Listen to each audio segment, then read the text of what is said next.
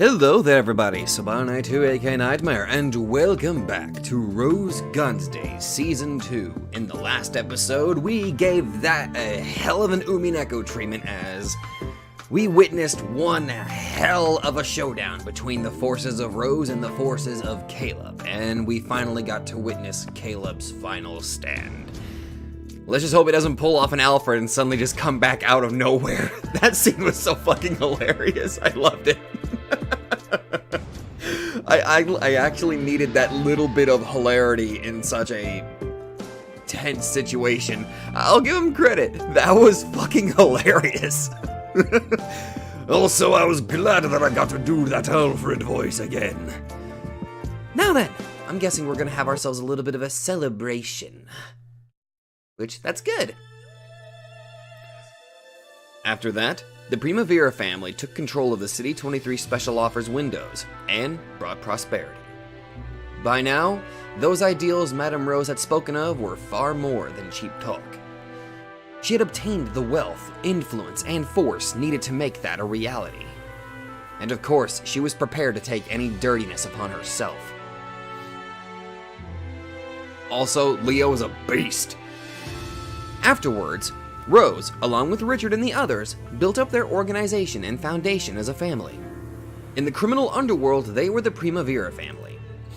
Under the light of day, they formed an organization known as the Primavera Society for the mutual aid of our countrymen. Nice. Then, they stuck to their philosophy by acting as an organization for the protection of their countrymen, clearly setting themselves apart from the Caleb family. As a natural result, the Primavera family received a gracious welcome from the Japanese city folk, as a new power willing to protect the society of their countrymen. Leo, as a special advisor, was able to give plenty of precious advice for running an organization and became a powerful contributor to the reborn Primavera. In addition, his influence as the legendary man of the Belton Plaza Hotel gunfight gave him plenty of charisma among the underworld men. Well, duh, he took on like over 40 men by himself. That was so awesome! Still geeking out about that. Not all members of the underworld think based on money or logic. For those people, Leo's legend must have been something that could force them to submit. The way they managed to avoid all inner conflicts and rebellion during this fragile foundation-building period couldn't be explained by Richard's talents alone. Also, the fact that families from other cities were never able to interfere during this fragile time was a sign of the fear his charisma inspired.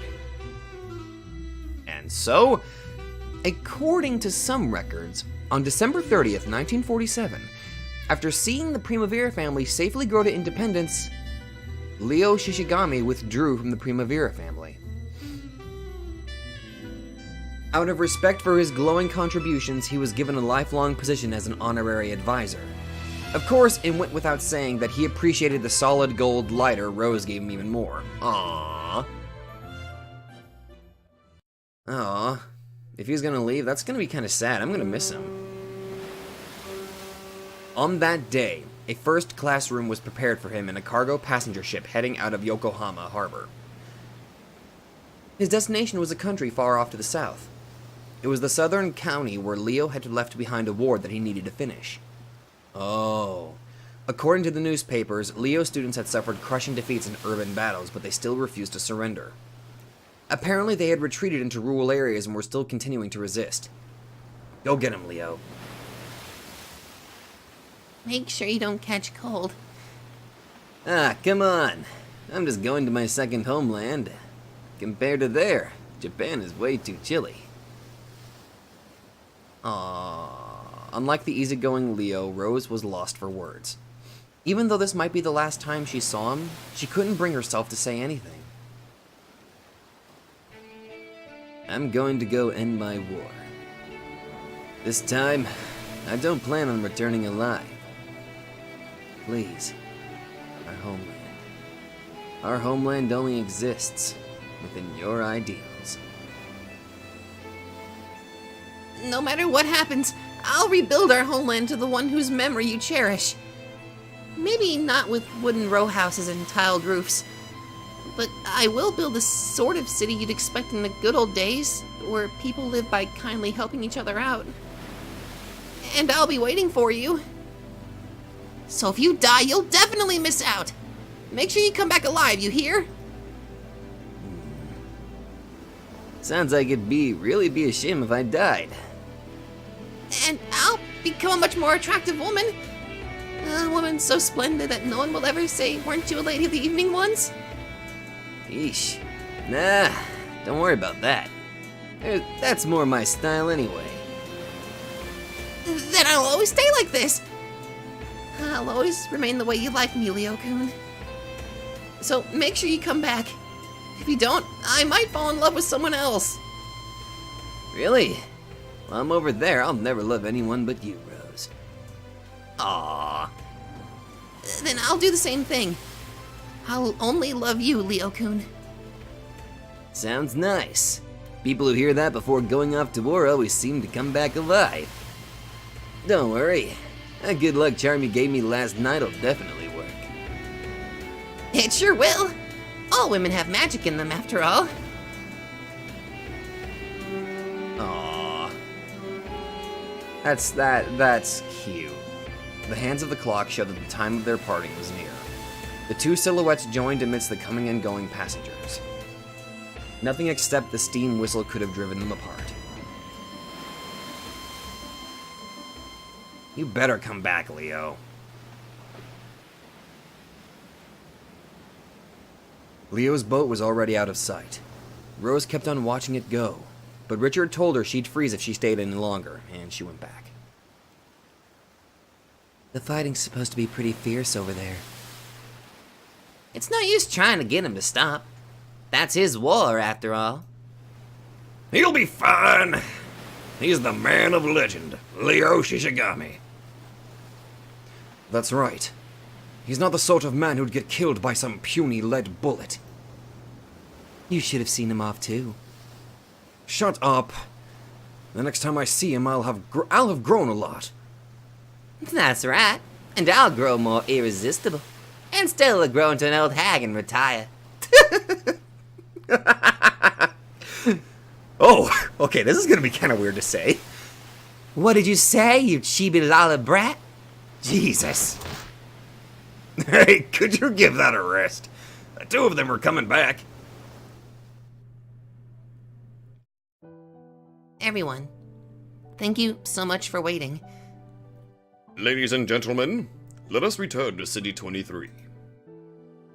Now, the future of our countrymen in City 23 has truly been left in our hands. Now is when the true fight begins. I'll take the lead, so please lend me your strength.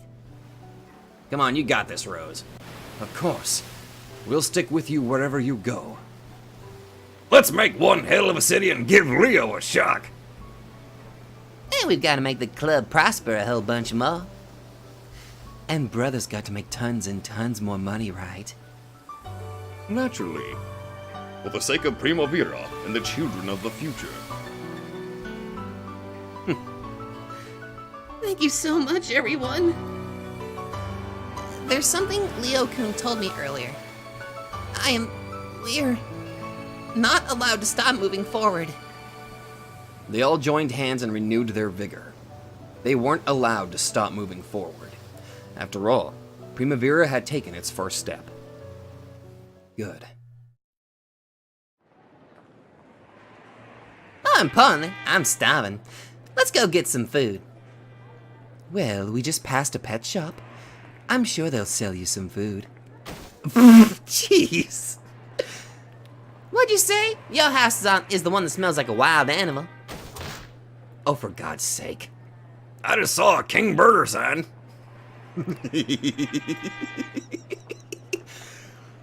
Well, let us go there. If we have no objections, I do believe we should be fine with copyright. Would that be suitable, Rose? Out of respect for the culture of our countrymen, we'd better go somewhere with soba and udon. Not bad. After all, we've all got noodles flowing through our veins.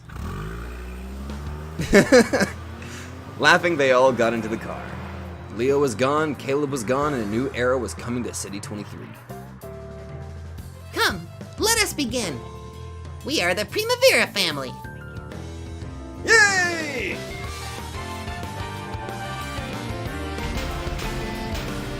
Oh, I could have gone for like 10 minutes more.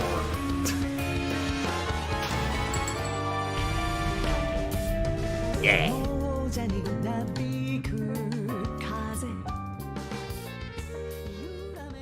For like a split second, I thought that was the end of the season. Like, no! Why?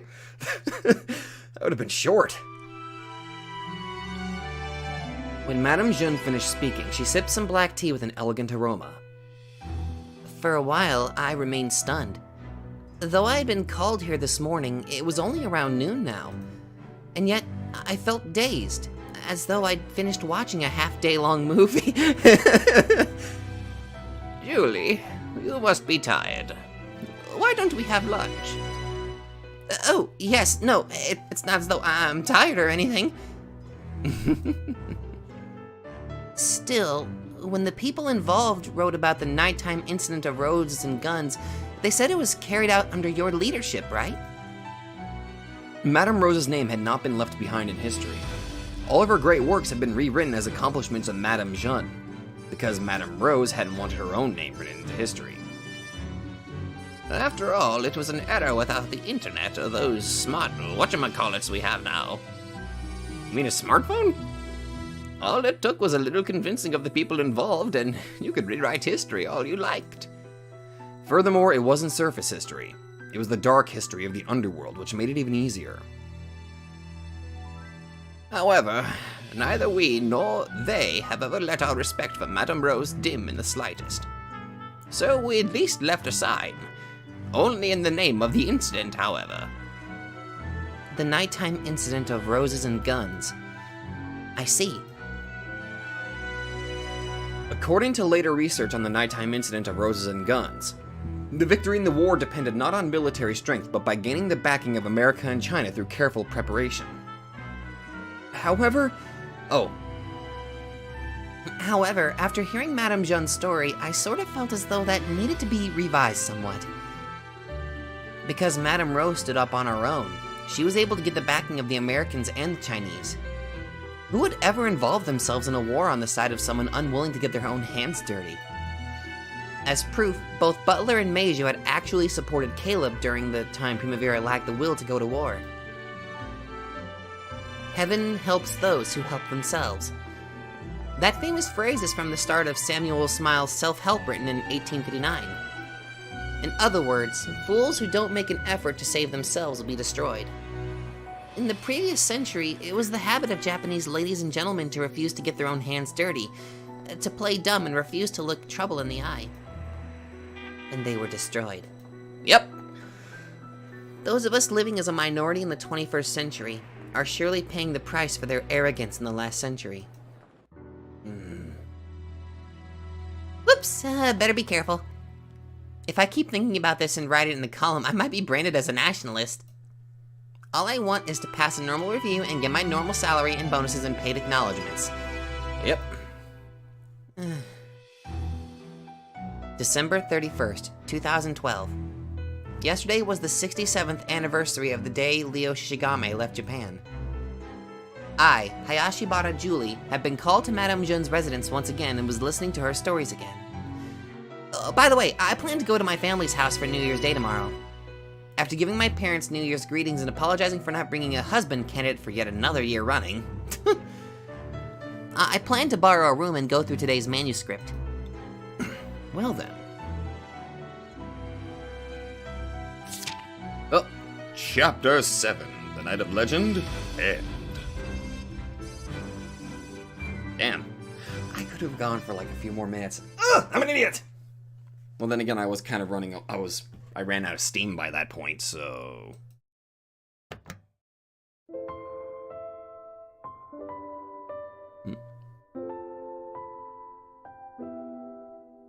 Sad music?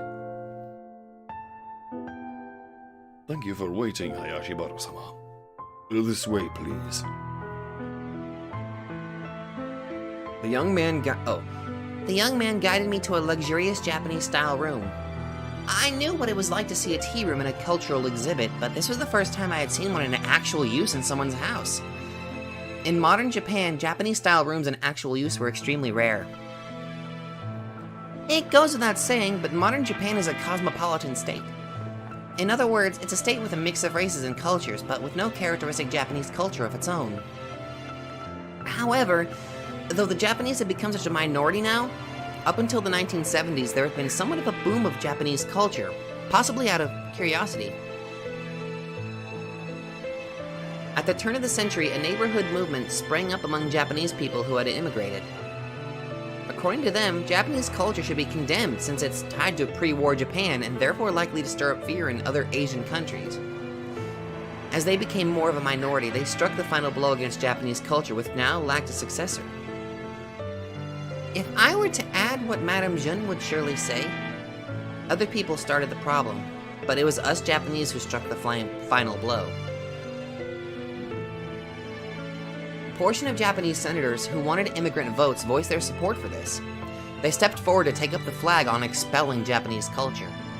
As a result, Japanese buildings across the country that had been protected as cultural assets had their funding cut and were demolished. Several traditional buildings that were once called vital cultural assets were torn down by heavy machinery.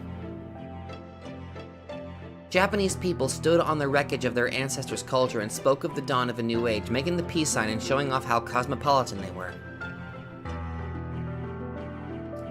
On top of that, an unwritten rule began to grow, stating that Japanese-style design was inappropriate for public facilities. Seriously?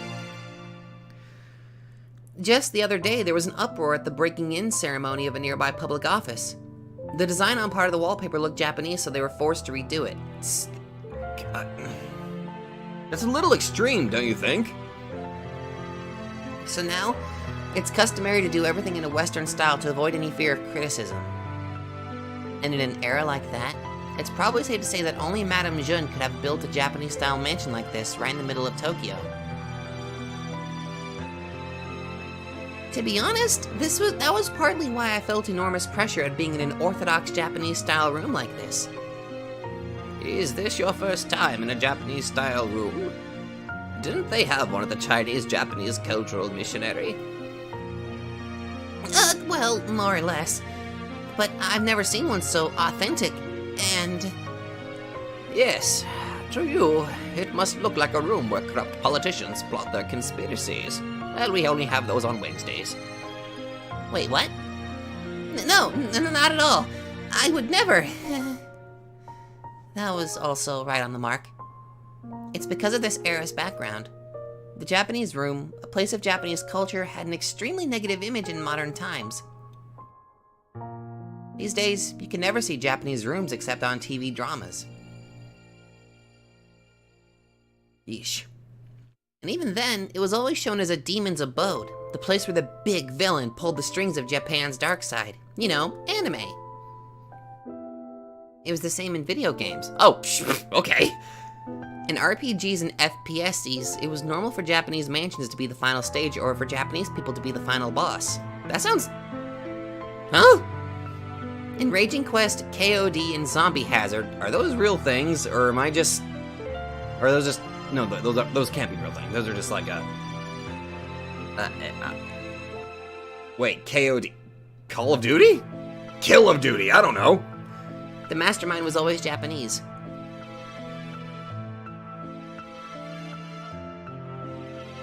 In the previous century, it was okay to have Germans and Russians as enemies too. Kinda like Wolfenstein. But both countries had succeeded in diplomatic efforts, and now they never appeared as enemies in games. The Japanese were only popular inside games, and on this very day, hundreds of millions of gamers would get some pseudo-murder catharsis out of it.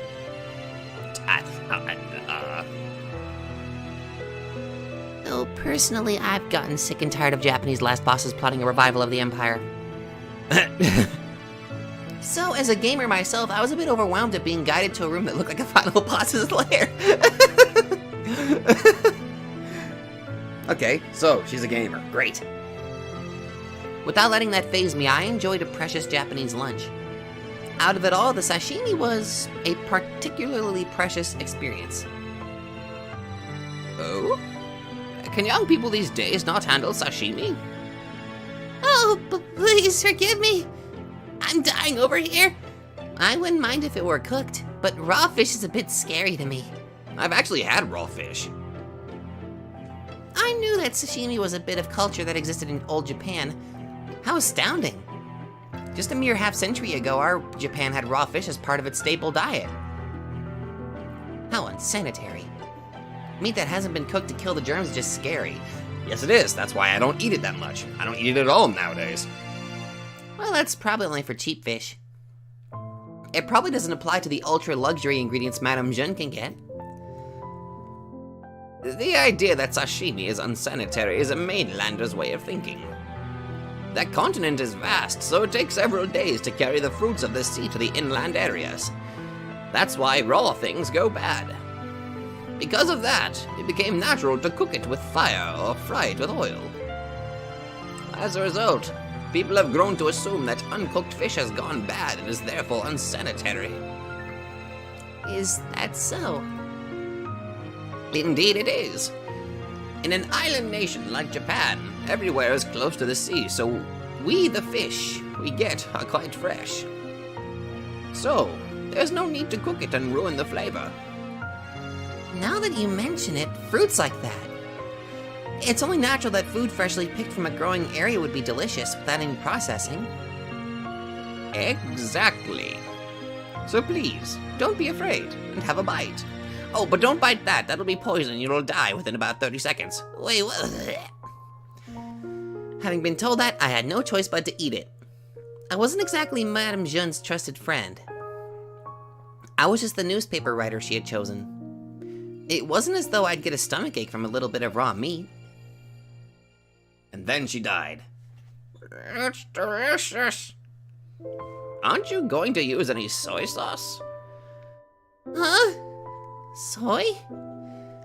Oh, so this black liquid is that soy sauce stuff. Wasn't that the condiment used specifically for eating sashimi? I've heard the Japanese consumed a large quantity of it before the war. However, it's gone out of fashion and its public image is far from good now. If I recall, it had an extremely high salt content and it could even cause blindness or lower body paralysis. It wasn't just unhealthy, it was a mysterious poison. And I've seen people who drink that stuff. It is horrifying. I'd always assumed it was some sort of edible poison used to kill all the germs sticking to raw fish. Isn't that how young people think of it these days? Right, on the mark again. I hung my head apologetically. Well, putting poisons into food products is something that happens every day. Reused cooking oil, unsanitary filth, excessive pesticides, and growth stimulants. Modern Japanese people may be maintaining a well-balanced diet, but... You see? In the past, the Japanese called soy sauce the drops of their souls and could not do without it. How sad that it has become so disliked in a mere half-century. Drops of the Japanese soul? That's right. It's such a shame that someone like you with Japanese blood in their veins has never tasted soy sauce. There are various reasons for why soy sauce grew to be so disliked. The sudden rise in price, which kept it out of the hands of the common man, had a lot to do with it. But the soy sauce syndrome that began spreading after the war was also a large factor. It even affected Hinamizawa, a very small town offside that just started killing people. Wait, what? The soy sauce syndrome? That's right. An urban legend. Putting soy sauce into your mouth could supposedly strike you blind or make your body become paralyzed. Of course, real soy sauce never did things like that. However, many chemicals harmful to the human body were used in the fake soy sauce that started making the rounds after the war. Its bad reputation spread, and that reputation eventually infected real soy sauce too. Oh. So a part of Japanese culture so big that they called it the drops of their soul had gone extinct. I didn't really get it, but it must have been extremely saddening to Madame Jeanne. Soy sauce was one of the things Madame Rose loved and wanted to see the Japanese people regain. Ah, yes. Why don't I tell you about 1948 now? This was 1 year after the formation of the Primavera family. It was a time when Madame Rose was running about, working to build an ideal society for her countrymen. How Come to think of it, in one of your stories about Madame Rose, she was concerned about the circulation of soy sauce, wasn't she? Ah, that's right. You've got a good memory. Madame Rose began by trying to alter the wages of her countrymen who worked as laborers. Her next priority was to improve the food culture, the sort of Japanese culture most familiar to the common man. And she did that with soy sauce? Do you mind if I turn on my voice recorder? Let's hold off on that until we finish eating. Diving into the main subject during a meal is part of a Japanese culture which ought to be changed. Then, after the meal, Madame Jeanne began to speak. 1 year later, in City 23, in the year 1948. The tale of the days of Madame Rose and guns. Oh! Startled me with them noises.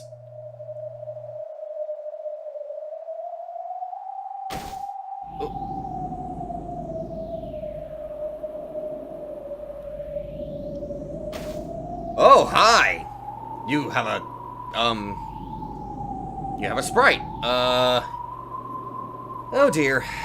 You got a Sprite, therefore you probably got an important role, so... Oh boy.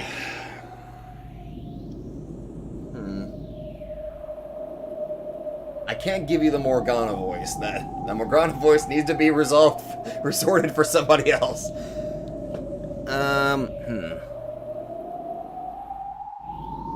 Let's see. A lone girl dashed through the grimy hallway. Alleyway, fuck! Her feet were bare, and she was wearing nothing but worn-out underclothes. She ran as fast as she could in fear of something behind her. Did you see her over there? Damn that little bitch! Look what we get for trying to be just a little bit gentle with her! No good. This alleyway is no good. I've got to go back and choose another alley. But if I do, I'll bump into the people chasing me. There she is. I found the little brat. The girl stumbled, knocked over a trash can, and fell into a pile of its contents. However, she immediately started crawling across the ground, scraping the junk off her as she dashed. She ran like a frightened rabbit, completely unconcerned about appearances. She ran and she ran. She raced through the dark, dirty alley. It was bright at the other end. If she made it there, she might be able to get away. Or at least, she had that sort of feeling, so she ran towards the light. Then as she picked up speed to jump into that light, her whole body turned pure white as if she was lit up by a pair of headlights.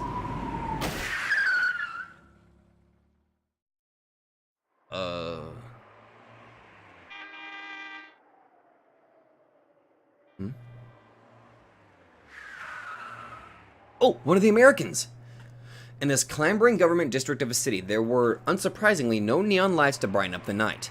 This was Tokyo City 1, the headquarters of the Supreme Commander of the Allied Forces, otherwise known as the GHQ. A single car stopped in front of the government office building and Butler got out. Thanks for the lift, Rose-chan.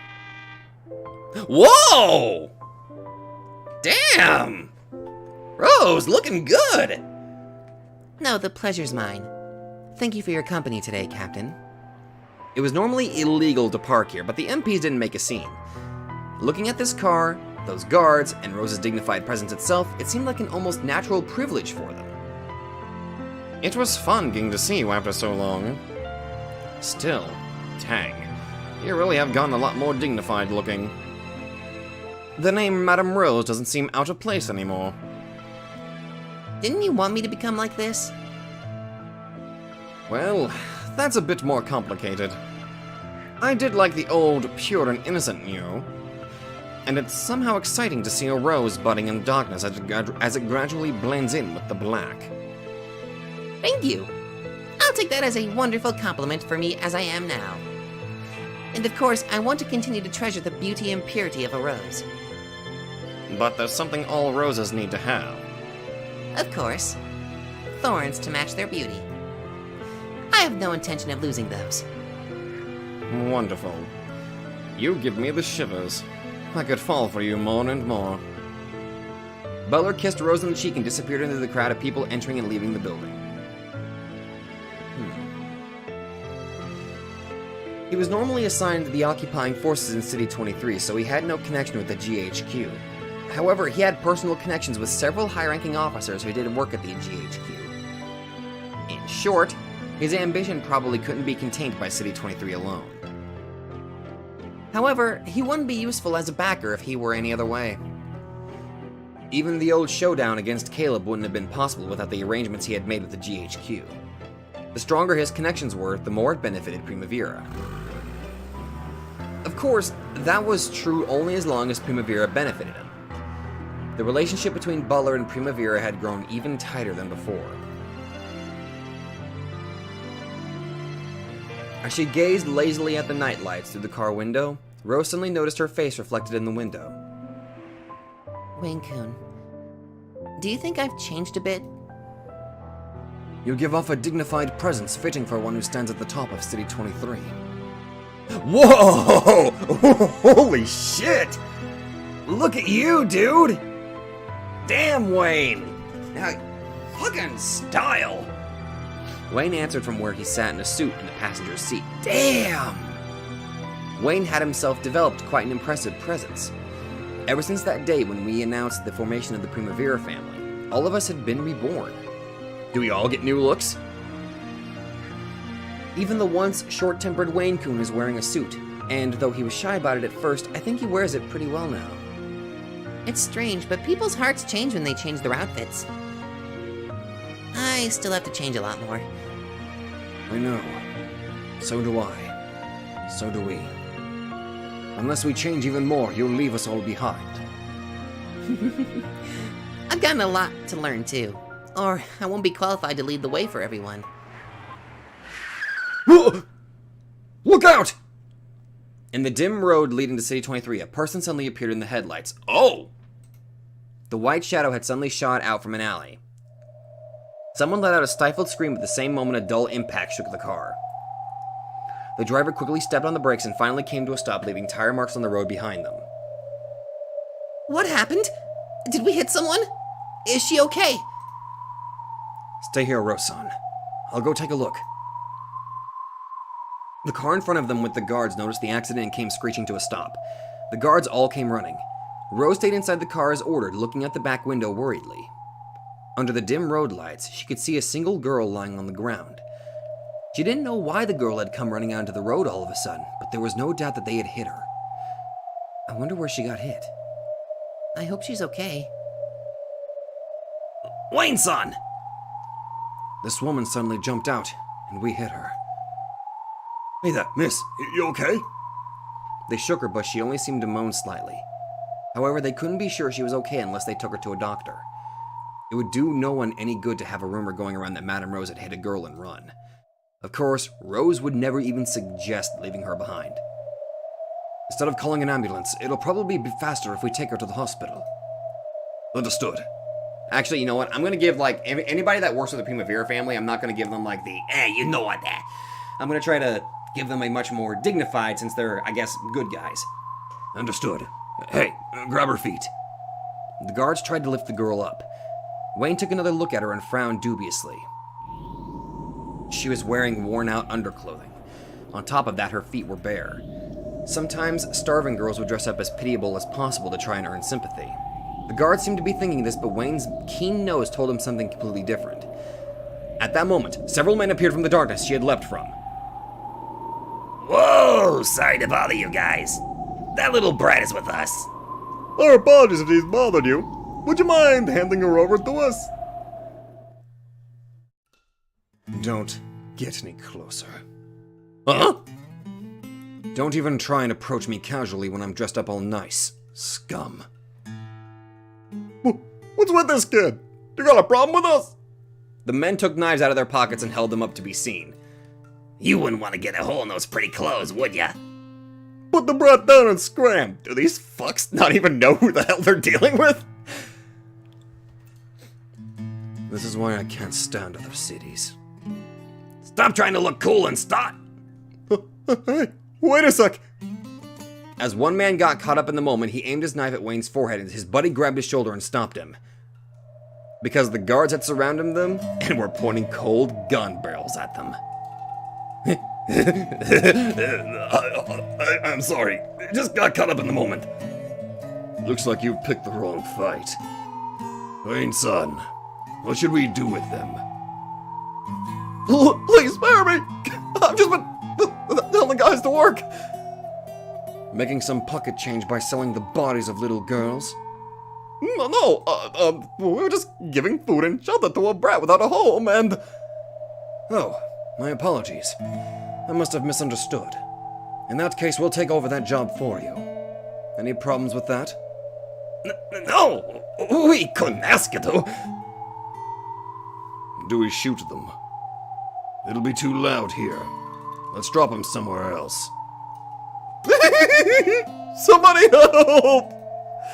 The men raced each other as they ran away down the back alley. Wayne gave the signal for the guards to put down their guns and smiled. Good job, guys. How terrible. Forcing her to sell her body like that. We'll look for a nearby hospital. Please go back first, Rose-san. Instead of searching, I think it'd be faster to carry her to the General Hospital in City 23. I am Madame Rose, a leader of the Ladies of the Evening. I cannot abandon a girl who is forced to sell her body without wishing it. Figured you'd say that. Okay, carry her into that car. It's okay, we can use this car. It's bigger, for one thing. And I think it's better for a girl to look after another girl. Surely she hadn't been running around outside in her underwear of her own free will. Definitely not. Rose didn't like the thought of forcing her to be under the gazes of men while dressed like that. Good on you, Rose. Good on you. The girl was carried into the back seat where Rose was sitting. Rose rested the girl's head on her lap and wiped the dirt from her face with a handkerchief. Poor thing. But you'll be safe now. The girl didn't answer. Either she had fallen unconscious, or the strings of tension had snapped, sending her off to sleep. The whole time until they reached the hospital, Rose worried about her condition. Aww. Oh. Chapter 1. Utopia, 1948. Chapter 1? Wait, is this the official start of Season 2 or something? No, it can't be. Or wait, maybe it's just Chapter 1 involving this new character. I think that's probably what it is. Huh? Oh, we're with her now. Okay, in her perspective. Okay. I realized I was lying dazed on a bed with white sheets. It didn't feel quite the same as sleeping and then waking up. I had no idea how long I had been here like this. It was as though I'd only realized that fact just now. Where am I? Timidly, I looked around. I was in a bed surrounded by sliding curtains. When I anxiously opened the curtain, I saw a row of several more beds. I saw IVs, wheelchairs, nurses dressed in white. The answer to my question was pretty darn obvious. This is a hospital. So, this whole time I've been playing Sleeping Beauty on this hospital bed. But annoyingly, I didn't know what hospital this was. No, more importantly, I didn't know how long I had been here or why I was staying here. I felt the thin blood vessels in my head get clogged with a chunk of memory, giving me a headache. Then one thing became immediately clear. Who am I? Oh no. Amnesia. Yeah, getting hit by a car might do that. At the weakest. I was unable to remember something that obvious. Hold on. How can I now remember? How about just my name? Or if not, how about where this is and how long I've been here? More importantly, did I have a wallet capable of affording a bed in such a magnificent hospital? Ow, headache. As soon as I tried to think, it felt as though the blood vessels in my head really would explode. But it's even more unpleasant not to know anything. No matter how much my head hurts, I've got to at least remember something. When a doctor came by on his rounds and told me that I might be suffering temporary memory loss, I was finally able to sort out my situation. I spent half a day moaning and searching for fragments of memory, but nothing came back to me. And even though I was just minding my own business, suffering from extreme brain constipation, a bunch of noisy people came into the room. Whoa! Huh? Who the hell are you? Okay, you know what? Just because you look weird. Actually, I may as well. You know what? I gave Butler the deep Tagami voice. I may as well just give you the higher pitched one. See? Told you it was this way. After all that going up and down stairs, I'm starving. Oh my god, another new person! Oh, shut up and be quiet. You're slowing me down. More people! Ah! Oh my god. Okay. Okay. Okay.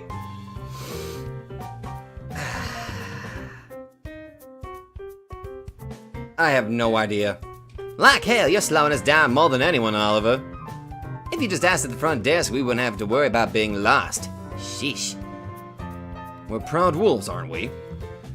Okay. Jeez, what do you have like red guy liner behind your eyes, or is just your eyes are just very detailed? I'm gonna say that's guy liner. Like red guy liner. Wait a minute. Wait a minute. We're proud wolves, aren't we? Do wolves ask for directions? I doubt they'd let a wolf into the hospital in the first place. Every bit of that half hour going up and down stairs, all that thanks to Oliver's weird pride. Sheesh. I'm so hungry I might die. Take responsibility and buy me some Nikuman on the way home. Shut up. Be quiet. Actually, shit, I don't know. I don't know what to do with this Oliver guy. Damn it. I'll take suggestions on this one.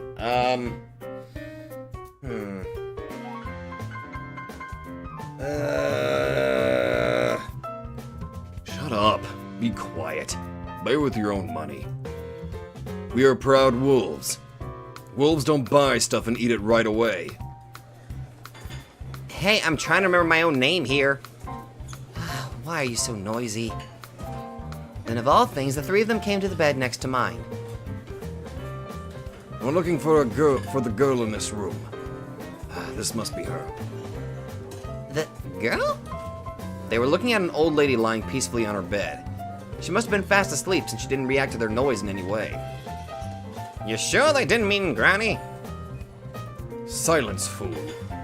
Fuck, damn it, I really don't know what to do with this guy. I kind of want to go like in the deep brooding voice, but I already gave that to Richard.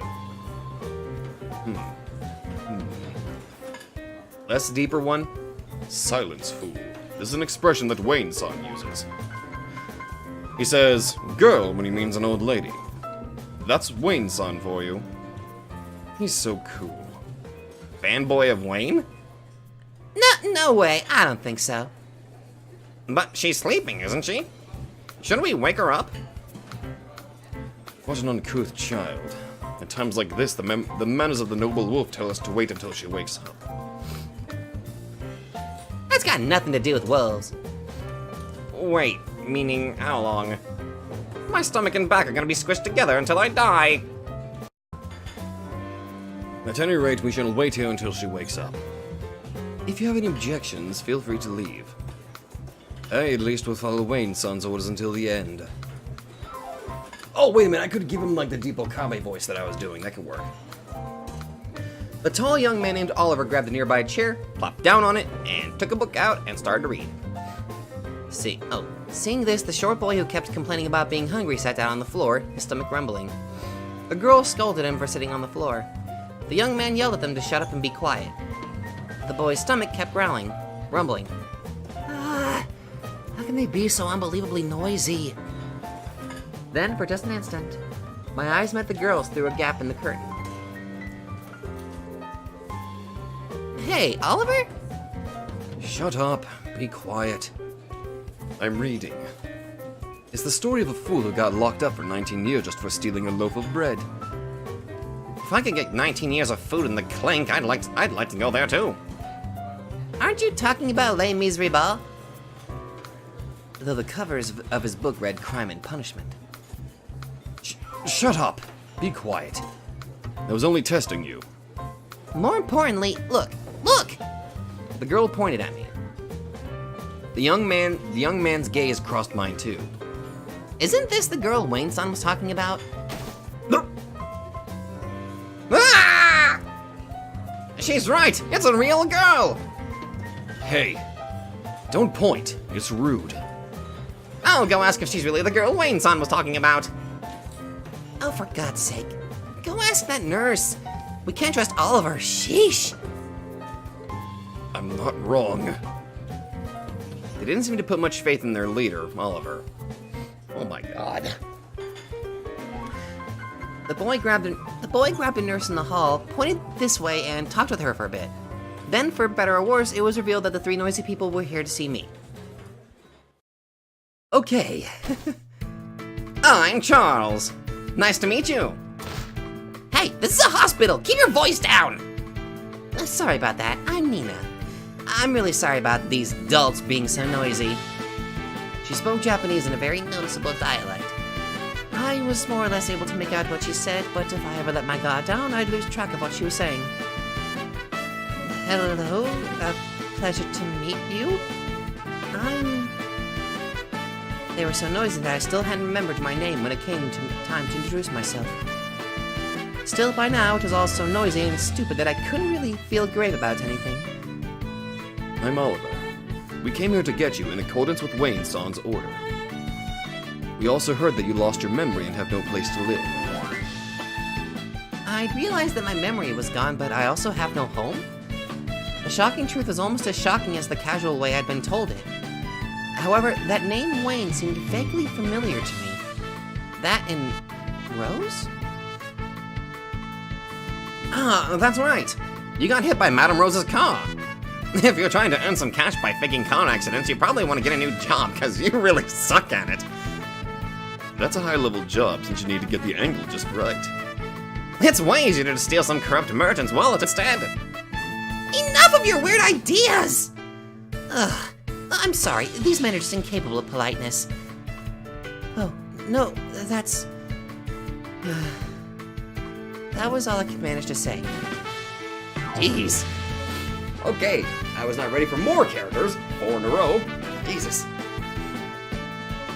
Later on, a doctor came and said that there was nothing wrong with me except my missing memories.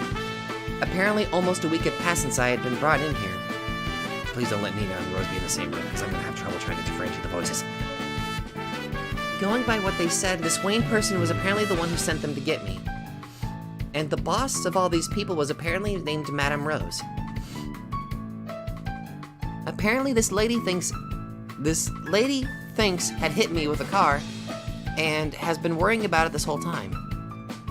If she hadn't, I wouldn't have been able to relax on these white sheets in such a good hospital until today. Anyway, we can't have you just like that forever. Wayne's son gave us some money and told us to pick you out some clothes. What? That wasn't reward money? And I thought we'd get to eat a whole pile of Nikuman. Shut up. Be quiet. Did you really think he'd spare a $1,000 bill just for you to eat Nikuman? What? What the hell? Oh, we got some colorful people already. They took me outside and had me choose clothes at a wonderful boutique. Or more accurately, I was treated like a doll. When they handed the big dollar bill to the American shopkeeper who spoke in fractured Japanese, she picked a matching outfit for me all on her own. These clothes are, really nice. The money they had handed over to buy the clothes apparently didn't belong to them, but had been given to them by their boss. At that point, I realized that they weren't just a band of 3 noisy people, but they were backed by someone of good financial status. A criminal family! Just who are these people? Who's Wayne's son? Who's Madame Rose? I mean, seriously, what's Primavera? And first of all, won't someone tell me my name? Hey, who am I? I'm just totally lost now. I've gone past a mere headache and now my head's throbbing and dizzy. Ooh. That's not a bad outfit. Where are we? This is Primavera, the place we've just been talking about. It's Madame Rose's club. Every time I look, I still can't believe how huge it is. I tensed up reflexively. I was glad to be given beautiful clothes to wear, but now they brought me to what's clearly a club for ladies of the evening. Don't tell me these people are planning to sell me away. Don't get the wrong idea. We wouldn't do that. It's the other way around. When you're about to be sold off to someone, the madam's the one who saved you. This way. Follow me. Yeah, I think that's a fitting voice, I think. The front entrance was apparently for customers only. We went around to the back entrance. There we saw a truck being unloaded and a bunch of people chatting up who appeared to be businessmen and workers at the club. Well, what are you brats doing? This isn't a playground. They always treat us like brats. Bring Anarchy Wayne here. And tell him we brought the girl. Before long, the young man who the kids adored and called Wayne's son appeared. Well done. And the change from the clothes money? In this bag. A very nice outfit. Did you pick it out, Nina? I only helped a bit. The person at that store has a great eye. Okay then. Well done. Get something to eat with this and go home. Woohoo! Can I buy some Nikomon? Anarchy Wayne, you rock! And because you accept it, that's why you get treated like a brat. Why should a brat care if a brat calls him a brat? You're a brat too, aren't you? I'm not a brat, only you. You both are. Stop trying to look cool and get out of here. So long, miss. See you later. The three of them were noisy until the end. As I stood there, left all alone, Wayne-san signaled me for me to follow him. I don't really get what's going on, but I've got to at least thank the person who rescued me. For now, I'll have to trust that those three aren't agents for a slaver. I was apparently in the backyard of this club, Primavera Place. It was a nighttime establishment, so it probably wasn't open for business yet. There was no one to be seen except by the service entrance. Oh my god, please tell me the others got some new outfits too. I need this! Oh, come on, please tell me I got myself a new spiffy outfit. Eventually, we reached the main hall inside the club, which had a huge stage. It had a fantastical feel to it, like something out of a picture book. I had heard of the World of the Night, but I'd never known what sort of place it was. So this was a huge culture shock. Businessmen went in and out, apparently changing the layout of the potted plants and furniture and so on. Rose-san, I brought the girl. Rose-san, is this the boss of this place, Madame Rose? She's a boss who rules the world of the night, so she must be some sort of crafty old lady. One of the women giving instructions to the businessman turned around. However, it was a sweet-looking woman, completely unlike the one I'd imagined. Oh, and now she's back in her other outfit. Oh, cool, so she has different... Okay, so she has, like, business attire and work attire. Wait. Never mind. Oh, Wayne-kun. Thank you. Hello, I'm Rose. Have you remembered your name? You're... I remembered seeing her. When I was suffering, I think she rested me on her lap and wiped my forehead with a handkerchief. The pieces of memory didn't come together neatly. But when I heard that she was the one who saved me, I felt like it might be true. I'm sorry. It seems I'm in your debt, but I can't even introduce myself. Is this the girl? Ooh, she looks cute enough to use in the club. I wonder. That doesn't look like the face of someone who's known a man, does it? Stop that, Stella! She's our guest. You mustn't say things like that. Still, her hair really is lovely. It's a shame it's so dry, though. They say that long hair hides all defects. Then wouldn't you have to grow yours another meter to hide all of them? Be quiet for a second, you two. I'm sorry about the noise. The three who brought me here sure were noisy, and so are these women. I wonder if everyone involved with Primavera is this noisy. Oh my god, you haven't met Cyrus, my good lady. Still, it felt as though some of the tension had faded away. They couldn't have built up this sort of atmosphere unless they were easygoing. At the very least, I'm pretty sure now that this isn't a den of evil filled with slavers. Oh, trust me, it's not. I was invited to sit down and given a dazzling drink that really looked like it belonged in a nighttime establishment. Then Madame Rose told me about the time I got hit by a car. Good times. That I had probably been chased by slavers. How the Madame's car had hit me while I tried to escape. And how that was most likely the cause of my memory loss. Incredible. I guess things that sound like they came out of a novel really do happen. Is memory something she can get back if she just waits? Well, the doctor said that we could just wait, and that putting her in an environment she was familiar with might help. It sounds like it'd be best to let time do its work and give her a chance to recover slowly. Probably. It wasn't pleasant to think about, but the memory I'd lost probably wasn't anything to be... It wasn't anything it'd be fun to regain. Something that led me to being chased by shady-looking men barefoot and in my underwear? It didn't seem like something I'd eagerly want to remember. I may have been graced with two fortunes, being saved by this kind woman and losing my memory. If it's okay with you, then please take it easy in City 23 until your memory comes back. Thank you very much, Madame Rose. Still, it is a little inconvenient if you can't remember your name. Why don't we give you a temporary name until your memory comes back? After all, by losing your memory, you've cut yourself off from your past, if only for a time. I think it'd be wonderful to think of it like being reborn and given a new name. It sounds good to me. And we can just change it once you remember your real name. Can you think of any words or things that you like?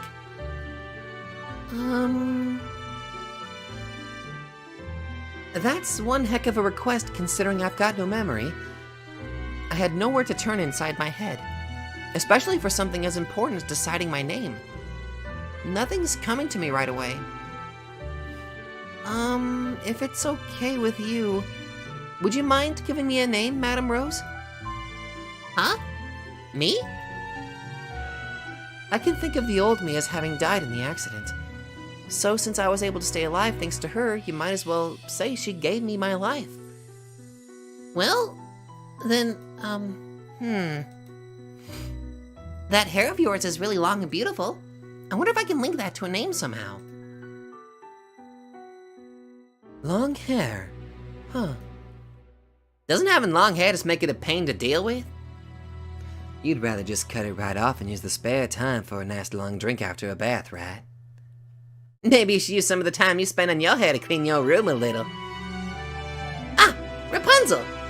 That's the name of a girl with really long hair, right? Rapunzel? That's the girl from one of Grimm's fairy tales, isn't it? Joshki! Joshki? What? Could somebody translate that for me?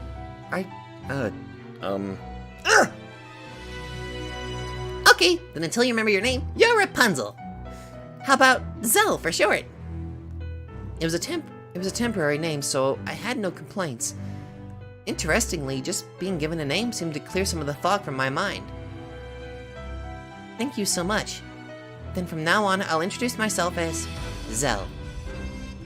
Pleasure to meet you, Zell. I'm Meryl. Call me if you ever need anything. I'm Stella Maogi.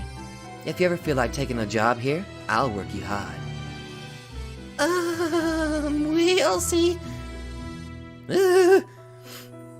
Being a lady of the evening is the ultimate service industry. I can't say for sure, having no memory and all, but I seriously doubt I've ever mastered my skills for entertaining men. I didn't know how long it would take for my memory to return, but they said I wouldn't have to worry about living expenses until that happened. Because of that, I felt I ought to help out somehow to return the favor. Still, I had no confidence that I could work as a lady of the evening. Hey, Wayne-kun, have you thought of a place for her to stay? More or less. I know some kids about her age, and I bet they'll look after her. I'm sorry, but we're going to open the club soon. I hope we can have a nice long meal together soon, Zell. Yes, ma'am. You've really done so much for me, and I'm truly grateful. If you feel that way, why don't you pay us back with your body one of these days? Don't you force her into this. Our world isn't one you can walk into half-assed. If you want, drop by the club to play. I think you'll see it isn't the kind of bad place you're scared it is. Was I that obvious? I'm sorry. Apparently, she had seen right through me. I went red and hung my head. We seemed to be relatively close in age, so I had been extremely frank with her, but... Afterwards, I learned that she was an incredibly powerful person. That didn't happen until a bit later, though. Huh. Interesting. Got a new character, too. Ladies of the evening walked into the main hall one after another in dazzling outfits. She said the club would be opening soon. It was time for outsiders to leave. See you later, then. There might be a lot to get used to, but try and take it easy, okay? Thank you very much, Madame Rose. I won't forget what you've done for me. Rapunzel, this way. I was already being called by my new name. I went out to the backyard with Wayne-san. The music used to set an elegant tone began to play, and Club Primavera's night appeared to finally be beginning. All right. Well, I think that's a pretty good start into that. So we closed the chapter of Rose, and now we've begun, I guess, the tale of Rapunzel. Huh. I wonder if we're gonna meet her. I wonder if we're gonna meet her, Eugene. I'm not entirely sure. So, we got not one, not two, not three, but 4 new characters that I've got to worry about voicing. Okay, so I think I pretty much have Charles and Oliver taken care of, going with my sort of Okabe voice for Oliver and my higher pitched voice of Tagami for Charles, while keeping my deeper voice Tagami for Butler. I wish I had a better range so I could do more female voices.